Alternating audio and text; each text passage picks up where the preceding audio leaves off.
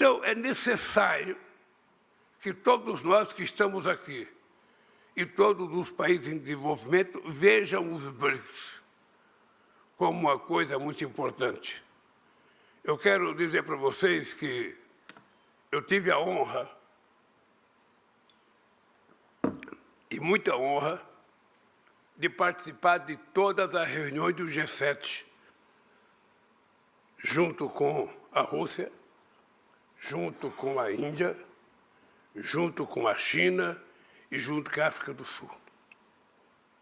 E foi dessas reuniões que nós fazíamos, antes de participar da reunião do G7, que a gente começou a discutir a ideia de criar um banco de desenvolvimento. Um banco de desenvolvimento que tem que ter mais funções e não apenas uma função. Eu toda noite me pergunto por que todos os países estão obrigados a fazer seu comércio lastreado no dólar. Por que nós não podemos fazer o nosso comércio lastreado na nossa moeda? Por que nós não temos o compromisso de inovar?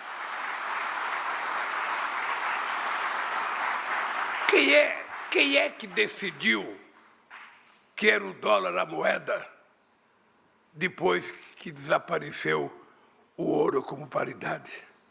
Por que não foi o ien? Por que não foi o real?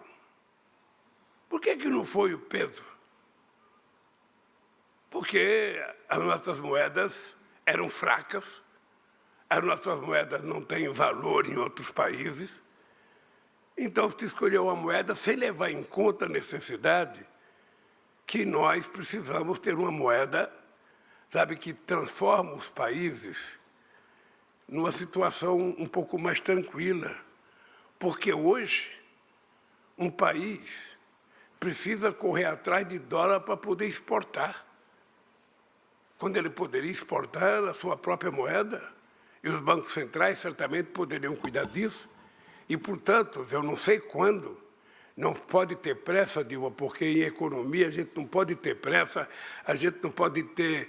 Você está num país em que se tem uma coisa que se cuida bem aqui é paciência. Se tem uma coisa que o chinês sabe ter é paciência. Então, se for necessário ter um pouco de paciência, a gente tem que ter. Mas por que um banco como os BRICS não pode, sabe, ter uma moeda que possa financiar a relação comercial entre Brasil e China, entre Brasil e os outros países dos BRICS? É difícil, porque tem gente mal acostumada, porque todo mundo depende de uma única moeda.